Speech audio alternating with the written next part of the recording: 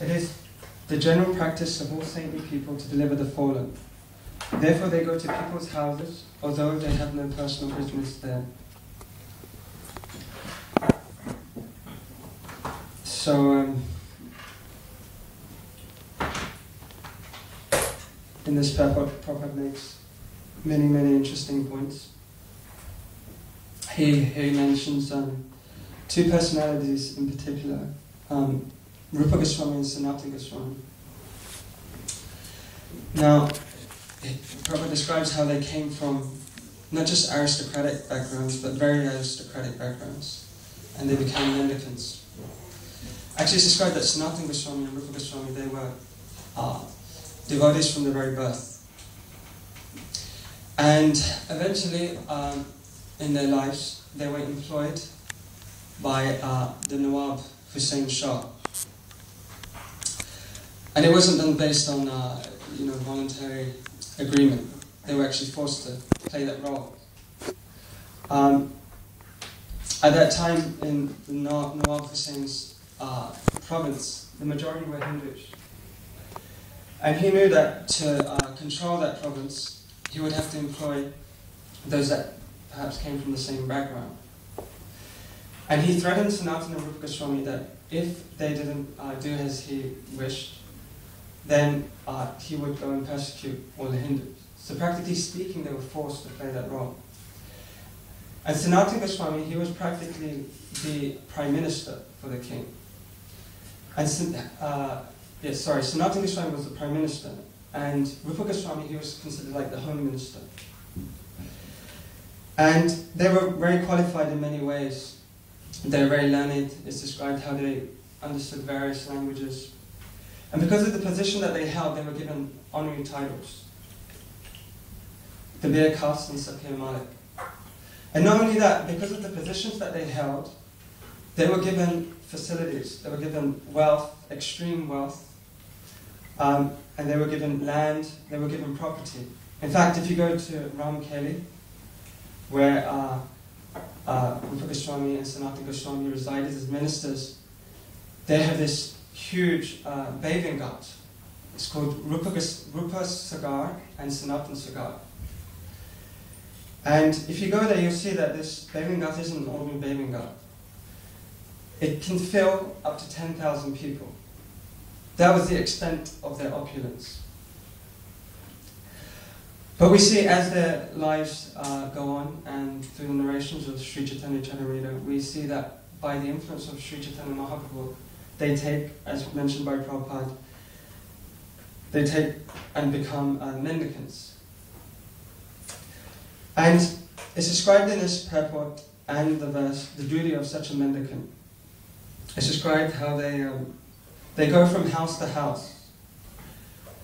Not because they're searching for food, but there is a system called Madhukar in India. Madhu means honey. And so a bee, you'll notice it will take honey from one flower and go to another flower, and take from that flower and go to another flower. And it will take a drop from each flower. So in the same way, traditionally, renunciates, they would perform this activity. And Sanatana Goswami in particular is described as a renunciate who set the example for all other renunciates. In fact, there's one pastime in Chaitanya Charitamrita where he's in Benares. And one Mahastrian Brahmana, he approaches him and he says that as long as you're in Benares, you must come to my house and take prasad. And Sanatana Goswami refuses. He says, no, I'm a mendicant and I'll perform Madhukari. I'll go from one house to another. Not that they keep going to the same house. And this had many purposes. One was that they didn't want to overburden the householder that they were going to. Another reason, and the most important reason, is that the nature of a renunciant, and this is actually the real principle why one should take sannyas, is that they want to dedicate their lives to benefiting others. We see in Chaitanya Charitamrita how Sri Chaitanya Mahaprabhu himself, he was a young man, 24 years old. He had a young wife.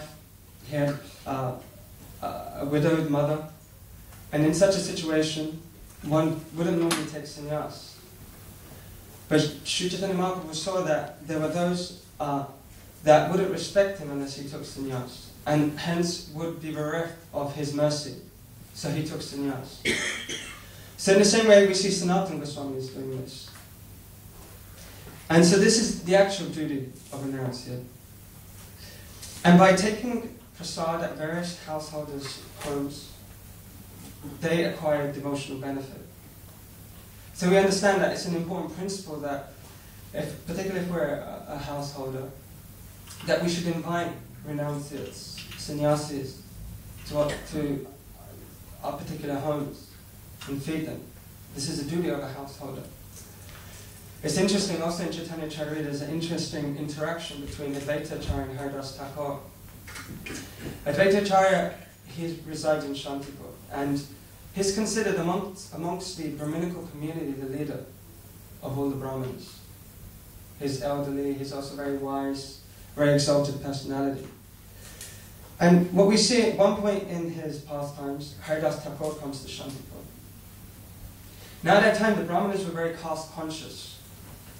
Anyone that came from an outcast family, a militia background, and we see Haridas Thakur for the pastime, he's born in a Muslim family. In fact, he's Lord Brahma in a previous life. But he plays that position to teach a lesson to the world. And so everyone's very caste conscious. In fact, it's said that if even the shadow of an outcast, or an untouchable as they termed it in those times, even if the shadow came across the home of a Brahmana, the Brahmana would have to empty his home and clean the entire home with cow dung. That's how superstitious they were. And then when Haridas Thakur comes to Shantipur, Advaita Acharya, the leader of the Brahmanas, as soon as he sees Haridas Thakur, he embraces him. And so this is quite shocking for the Brahmanas, as you can suspect. In fact, Advaita Acharya in many ways, he serves Haridas Thakur. He even he arranged the cave where Haridas Thakur resided. And during the narration, we hear how Advaita Acharya, on behalf of his father, he performs the Shraddha ceremony. And during this ceremony, he invites all the Brahmanas of the community to his home. And he seats them. And during the Shraddha ceremony, one seat is reserved for the most exalted personality in the community. And the first offering of prasad is offered to that person. And this is very significant because according to the consciousness of the person who's offered that position, the Shraddha ceremony is considered successful or not. So all the Brahmanas come and Advaita Acharya receives them. It's described how he bathes their feet. And the greatest Brahmanas come, the Trivedis, the Chaturvedis, the Bhattacharyas, they all come. And all of them are thinking, Advaita Acharya will offer me that position. And so the whole ceremony is about to begin, everyone's seated, but the seat's still empty. And Advaita Acharya, he goes to the arena. And so the Brahmanas are thinking, what's going on? And so just outside the arena is Haridas Thakur. He's waiting there. He's thinking, perhaps after the ceremony is finished, Advaita Acharya will mercifully give me a little prasad. Upon seeing Haridas Thakur, Advaita Acharya embraces him. And Haridas Thakur, he's reluctant whenever Advaita Acharya approaches him, because he knows that he'll receive criticism. But Advaita Acharya, understanding the truth, he drags Haridas Thakur forcibly into the arena and seats him in this seat. And seeing this, you can understand the Brahmanas are very upset. It's kind of considered like if the Prime Minister, has some scandal. It's equivalent to that. This is how the Brahmanas are seeing it. And they're explaining, Advaita Acharya, the whole Shraddha ceremony is now ruined. But Advaita Acharya realizes actually that because I have fed Haridas Thakur, now my father is guaranteed to go to Vaikuntha. All my